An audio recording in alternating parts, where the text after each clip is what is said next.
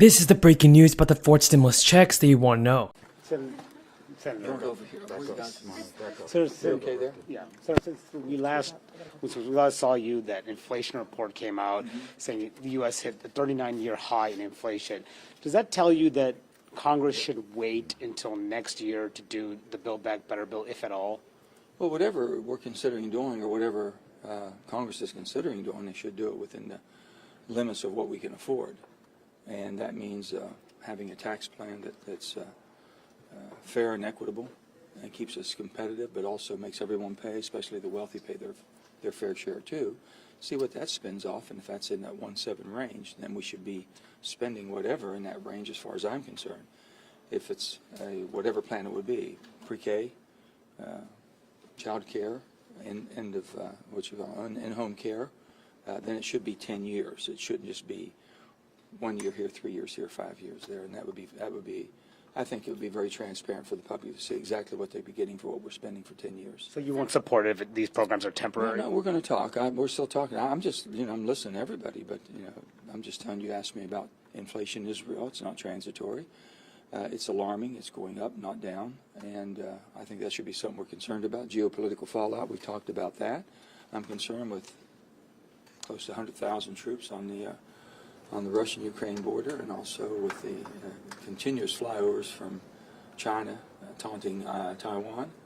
These are all concerns of ours that we're very much concerned about. So we're very careful what we do. And I've always said the unknown right now is very, very great, and I want to make sure we can handle and take care of anything that does come at us. So do you think that some of these unknowns, is this legislation becoming more imminent for you, or what are your conversations around a possible deadline or the urgency to get this done? Schumer says December 31st, maybe December, that you'd like to see this, or will it be even more than that? I know people have been in a hurry for a long time to do something, but I think basically we're seeing things unfold that allows us to prepare better. And that's what we should do, take advantage of what we're doing in a very litigious way, and making sure what we do and how we do it, for what period of time we do it, is something that we can maintain, manage. My grandfather used to say, unmanaged debt will make a coward out of the decisions you make. And we're now at 29 trillion, and we'll be pushing on to 30 trillion. And I'm sure that Mr. Powell, with the Feds, they're going to make some decisions pretty soon here. And I'm understanding that he is considering things that we've talked about. Quantitative easing should be reduced or eliminated as quickly as possible. And the interest rate's going to affect all of us if he has to increase interest to try to control. Senator, what is your message going to be to President Biden today when you guys talk? No, I don't have messages. I basically go and have conversations whenever the president calls me or wants to visit. We visit and talk genuinely as person to person, as two people that have had the experience of being in the Senate, him much longer than me, understanding this process, and being extremely respectful and very friendly. He's been a friend. Senator Graham said on Friday that in conversations with you, you were stunned, that was his quote, by this modified CBO report that came out. Is that an accurate? Well, I've seen the Penn Wharton report. The Penn Wharton report, we've been working with a lot of different people getting cross-sections of what really was a true figure. And we've seen figures pretty high on that. And then when the CBO came back and confirmed that, and CBO's figure was even a little bit higher, I think it's very sobering. Do you believe that? Do you believe that number? Have you finalized your number? Right back. Have you finalized your plans? Are you going to the White House to meet with the president? I'm going sometime today, I believe. It's either a phone call or I'm going over. I've heard both, so I'll find out when I'm going. It'll be later this afternoon or early this evening.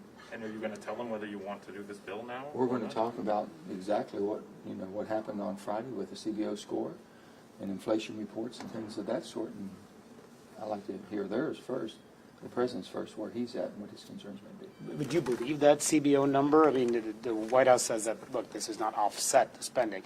But the Republicans say this is the true cost. Do you believe it's the true cost, $3 trillion? That CBO is not a Republican or Democrat report. The Senate has cleared a key hurdle on the path toward raising the debt ceiling and smashing the threat of a default on U.S. debt. And senators voted to allow the chamber to raise the U.S. borrowing limit with a simple majority. The measure attached to a bill that will prevent automatic Medicare cuts. Now, this measure is attached to a bill that will prevent automatic Medicare cuts at the beginning of next year. It now heads to President Biden's desk for his signature. In the Senate and House, will have to hold separate votes to increase the debt ceiling. Both chambers are expected to hike the debt limit next week before December 15th deadline. Folks, what do you think about President Biden and his work on the fourth stimulus? Is he doing all that it takes to send out the stimulus payments, or do you believe that he's holding it back? Tell me in the comments down below, everybody. Now, Janet Yellen also estimated the US would run out of ways to pay its bills on that date. If Congress fails to raise debt ceiling, the country would face a threat of a default that could wreak havoc on the global economy and stock markets, everybody. But the Democrats who control both chambers of Congress are expected to increase the borrowing limit by about $2 trillion. It would likely carry the country through November's midterm elections, and Republicans who refuse to join Democrats on raising the debt ceiling. Still, Senate Minority Leader Mitch McConnell reached a deal with Majority Leader Chuck Schumer, under which the GOP agreed to allow Democrats to increase the debt limit on their own. Democrats will also need support from every member of their caucus, along with the tie-breaking vote from Kamala Harris in order to raise the borrowing limit in a separate vote. Democrats and Republicans typically vote together to raise or suspend the debt ceiling, and the GOP has argued that it should increase the borrowing limit on their own as they try to pass a $1.75 trillion safety net and climate package without Republicans. Raising the debt ceiling does not authorize new spending, folks, and Janet Yellen has also pointed out that lawmakers would have had to address the debt limit regardless of what legislation Democrats have passed. But in a critical moment in the country and for the party's agenda, Manchin did speak with President Biden today. This comes as the president tries to secure support for the plan, but the senator is raising some serious concerns, citing issues with the proposal's reliance on temporary programs and renewing long-standing concerns over inflation that only intensified after a report last week showed a key inflation measure surging to a 39-year high. Today, a spokesperson for the senator said in a statement that Manchin and the Biden administration had a productive conversation and that they will continue to talk over the coming days.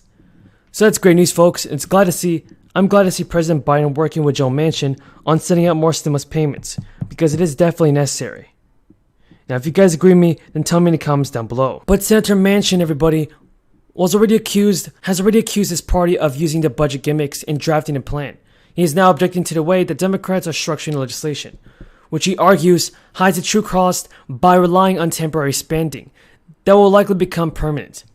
Now, in a key warning sign, Manchin told CNN that the bill should not rely on temporary spending. The lawmakers will face pressure to extend. And so far, President Biden has canceled around $11.5 billion of student loan debt since becoming president in January. Now, there are some circumstances in which your student loans get automatically forgiven. The Biden administration is also matching data from both the U.S. SSA, from the U.S. Social Security Administration, and the U.S. Department of Veteran Affairs to make it easier for student loan borrowers to get student loan forgiveness more quickly. So folks, I believe it's great that President Biden has worked on the stimulus